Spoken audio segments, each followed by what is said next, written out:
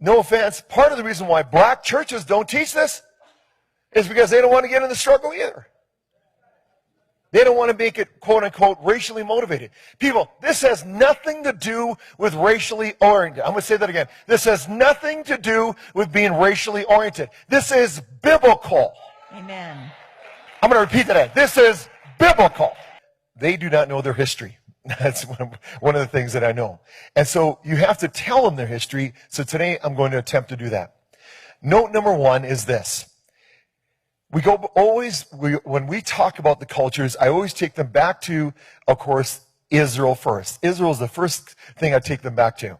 And from Israel, I make the journey of the dividing of the two kingdoms in 721 BCE, when the northern and southern kingdoms of Israel split. The southern kingdom, of course, made up of half the tribe of Levi, Benjamin, and Judah, making up what is called the house of Judah. And they just hang in there. They went, of course, up into Babylon for a short period and then returned to the land of Israel. Those are the sober Israelis that live in the physical land of Israel. The second one was called the Lost 10 Tribes, the northern kingdom, otherwise known as the house of Israel, or the largest numerical tribe called Ephraim. We've taught on it several times here. Those were scattered to the nations. Part of those, of course, went into Africa. Now, Israel wasn't originally called Israel. It was called Greater Africa. Africa, then and now. In ancient biblical times, Africa was known by many names. Number 1, Akibulan, mother of all mankind, Garden of Eden. Number 2, Kemet. 3, Libya. 4, Artiga. 5, Corfu. 6, Egypt. 7, Ethiopia. 8, Sudan. 9, Olympia. 10, Hesperia. 11, Oceania. North Africa and Northeast Africa, now presently the Middle East, was linked by a strip of land called the Sinai Peninsula. The completion of the Suez Canal on November 17, 1869, severed the physical link that connected North Africa and Northeast Africa. The final separation came in World War II, when the war correspondents coined the term Middle East to describe the area that now encompasses Israel, Jordan, Syria, Lebanon, Iran, Saudi Arabia, Oman, Yemen, Kuwait, Bahrain, Iraq, the United Arab Emirates, and Qatar. Africa has perhaps hundreds of millions of people with this identity right now of being from the people of Israel. Does that mean they were from the 10 tribes? Likely not. We were taught by the historians and within our own traditions that when the Romans conquered Judea, a few hundred years after that the tribes of Israel went into exile, perhaps millions of Judeans were sold into slavery, into Africa, into Rome, deep into Africa. And if you look now, you're seeing people who are most likely the descendants of those slaves who kept true. I'd like to bring up a few specific examples because they're going to be game changers. One of them wrote letters to Israel when it became a state. And they said, we're Israelites out in Africa. You know, everyone laughed at them and they said, African Israelites, these people are just trying to jump on the first world country bandwagon. They're living in a third world country. They got nothing. We're coming to Israel. We got innovation, technology. So they're trying to get on this train because there's such a thing called the right of return. All descendants of the Jewish people from around the world were able to move to Israel. So they said we are also. And everyone kind of laughed at them, like I said. And a few people took it serious and went out there and started studying them, learned about their culture. And a professor from Duke University went out there and did DNA testing on them. And he showed not only do they share Semitic genes from people who were in Yemen and back to the Middle East, these gentlemen, a large percent of them, have the Y chromosome to be Kohanim, to be priests. Now, if anyone who doesn't know, a priest is a specific family clan of the nation of Israel who come from Aaron, the brother of Moses, who was the first priest. And anyone descended from Aaron has the status title priest. And we found that these men in this village in South Africa called Lemba, L-E-M-B-A, carry this genetic marker to let us know that they share the same as from the Sephardic and the Ashkenaz and the population of the people in Israel today. They share the same exact DNA marker. That's mind-blowing. So everyone kind of got humbled a little bit who laughed at them and said, now what? Now what do we do about this? This could have tremendous implications. Another area in Africa you have something big happening is in Nigeria. You have the Igbo people, or Igbo, pronounced either way. There's 40 million of them, also Christians, like I spoke about before, how that could happen to the children of Israel very easily. But also a lot of them are now coming out and converting back or adopting the rules of the Torah without all the paganism that they've been practicing for hundreds of years. There's been books written about it from scholars in Nigeria, from scholars from the Jewish people. And where it gets interesting is, in America, there was a slave trade. And a lot of the slaves, a very high percentage of them, came from Western Nigerian ports.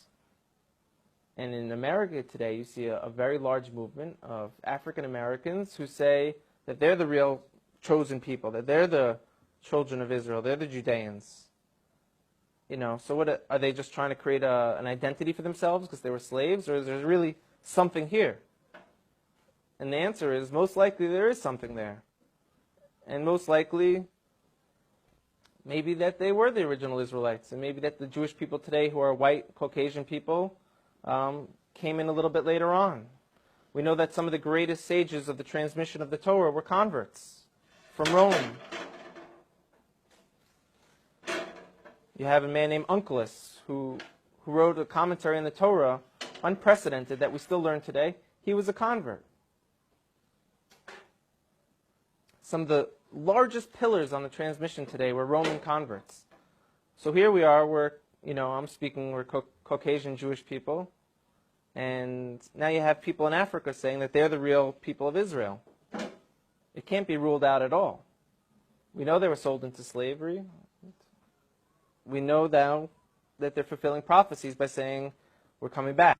Your true Druze, or your true Yehudim, are the so-called black person, or African American, as you like to call them sometimes. They're not African at all.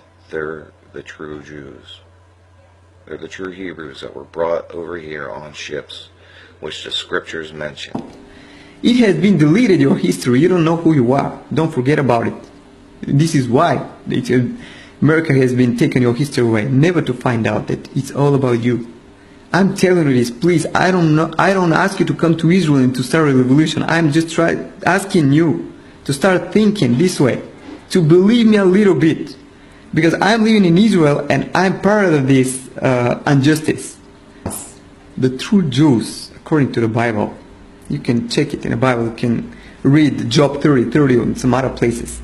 They have never been white. They have been people of color. And they have not stopped in Ethiopia. They were in Ethiopia, Sudan, and they have settled in West Africa. From West Africa, they have been taken as slaves to America. If you look into the black civilizations that we're going to take a look at momentarily, you find something pretty interesting. You find that those civilizations actually arose as Jewish civilizations, but the truth of the matter is that the roots of black greatness historically lay in Judaism. For whitey, it's great to keep black down, and for the blacks, it's great to not admit that in the past you were a Jew. Deuteronomy chapter 28. Now the first 14 verses are talking about God is telling the Israelites, okay, if you keep my commands, this is what I'll do for you. The remaining verses he's telling them, if you don't keep my commands, then this is what will happen. I want to read chapter 28 and verse 68. It says, "And the Lord shall bring thee into Egypt again with ships, by the way whereof I spake unto thee. Thou shalt see it no more again, and there ye shall be sold unto your enemies for bondmen and bondwomen, and no man shall buy you." Now, if you were to get a globe and you were to look at where the Hebrew Israelites were at, they would not need a ship to get to Egypt. So God was obviously talking about something else. He wasn't talking about the physical land of Egypt. If you look in Exodus 13:3 and Deuteronomy 20 and verse 2, it refers to Egypt as a house of bondage. Now, I want to show you something, and I know everybody has seen this. I saw it a million times, but never paid any attention and never really thought twice about it. But on the back of the dollar bill, there's a pyramid. Now, pyramids are notorious with Egypt. I mean, you say pyramid, that's automatically what you think of is Egypt. So why would the United States of America put a pyramid on the back of their dollar bill? Now, with the word Egypt meaning house of bondage, God was obviously telling the Israelites, hey, I'm going to put you back into slavery. Now, the only race of people that were brought over on ships and sold as bondmen and bondwomen, which are slaves, are the so-called African Americans. These people need to wake up, because the Christ is coming for these people. And if they don't know who they are, I don't know how they can be caught up with them. You know, it's the start. You need to know who you are before you make any other progress. You know, it states in the Bible that the Most High's people are destroyed for a lack of knowledge. I can give you is Deuteronomy 28. You can clearly read how they fell, and they would be cursed in the future to come over on cargo slave ships, and they did. Revelations 1:14, you know, it clear 14 through 17, I'm sure, clearly states that Christ, who himself was an Israelite, his feet were as a burnt brass, a burnt fiery brass, which you could simply Google search bronze, brass, burnt. It will look exactly like a black person's skin tone, like spot on exactly. It's undeniable. You know, the Most High knows the tribulations that the true Israelites are going through in these times. You know, the slave ships, all the way to Planned Parenthood, these vaccines. You know, the rich oppressing these people who just so happen to be the poor of the earth. It's discrimination, lynching, like so many terrible things that the other nations have conspired against these chosen people of the Most High. It is very important that Israelites that do wake up realize that that's the only way that the Gentile nations will ever know the truth is if they bring it forth, because for 99.9% of the people in the earth of Gentiles that are bringing forth you know, words out of the Bible, they're lacing it with deception.